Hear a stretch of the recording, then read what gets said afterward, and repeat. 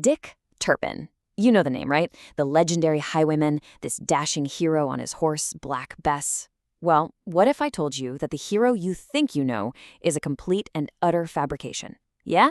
So let's get into it and pull apart the famous legend to find the brutal and, honestly, kind of pathetic man behind it all. I mean, just look at this. On one hand, you've got the legend, the dashing gentleman of the road.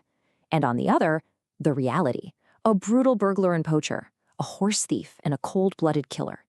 So the big question is, how on earth did that guy become this guy? That's what we're going to figure out. All right, so first, let's talk about the legend itself. You know, the story of this chivalrous knight of the road? Right, so here's the thing. This story that we all know, it's a total fiction. It was actually invented almost 100 years after he died. That whole famous ride to York on his trusty steed, Black Bess? Made up. Completely invented for a novel in 1834 called Rookwood, a century after the real guy was in his grave. Okay, let's switch gears and get into the grim reality. He started out as a vicious gang member. We're talking about the brutal reality of the Essex Gang. So what did this gang actually do? Well, their specialty was violent home invasions. And I mean violent. They would torture people just to find out where they hid their valuables. Take the story of Joseph Lawrence, a 70-year-old farmer.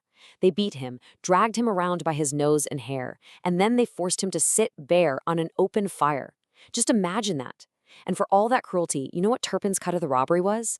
Less than 30 quid. It's just sickening. And it wasn't a one-off. Here's a quote from a newspaper back in 1735, talking about an attack on a woman named Widow Shelley. It says, they threatened to lay her across the fire if she did not instantly tell them where her money lay. They were literally about to burn her alive until she talked. This is the world we're in. This is the real Dick Turpin. So you can bet the authorities were taking this seriously. They put out a £50 reward for the gang's capture. Now, £50 might not sound like a huge deal to us, but back then, that was the equivalent of over £10,000 today. So yeah, these guys weren't just petty criminals, they were public enemy number one. So what about his famous career as a highwayman? Well, that came next, but it was a short, incompetent, and really deadly career. So check out this timeline. After his gang breaks up, he turns to highway robbery, but things go bad fast. In May of 1737, he's with his partner, Matthew King, and in a complete screw-up, he accidentally shoots and kills him. Then, just a little while later, he's hiding out when a guy named Thomas Morris tries to capture him. Turpin's response? He just shoots him dead. So in the span of a single month, he's killed his partner and murdered a guy. Now he's on the run for his life. And that murder, that changed everything. The reward for his head quadrupled to £200, a massive sum. He was now one of the most wanted men in the entire country, which is why he had to get out of town fast. He fled north and tried to reinvent himself. And his new identity? John Palmer. He poses as a respectable horse trader up in Yorkshire. He's trying to lie low, even going hunting with the local fancy folks.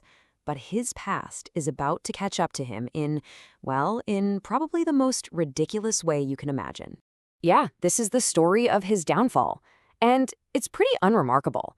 I mean, forget a big dramatic showdown. The capture of England's most wanted man all started because of a rooster.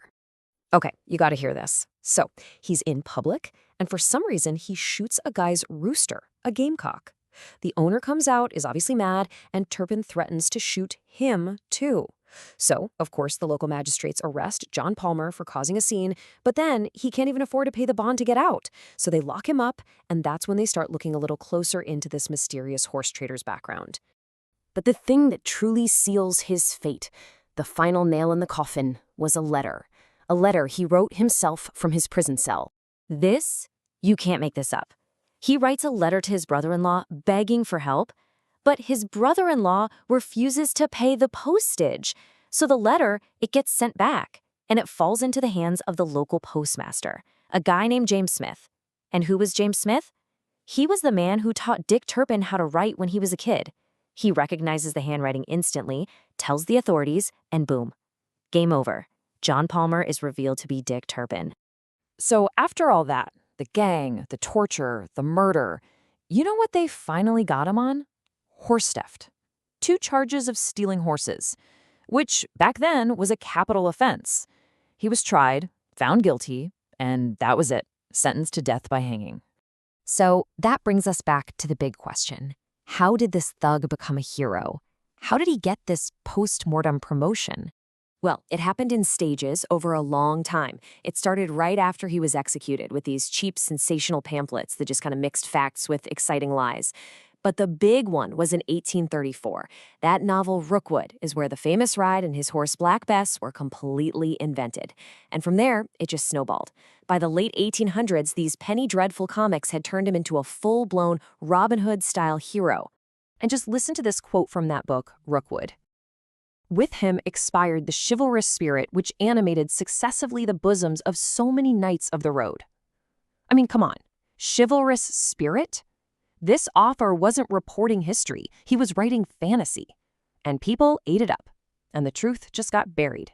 So let's just be clear. When you peel back all the layers of myth, the real Dick Turpin was a pockmarked butcher who became a thug. He was hanged for stealing horses, and he only got caught because he shot a rooster in the street and then couldn't pay for a stamp. That's the real story. Which really leaves us with a pretty big question, doesn't it?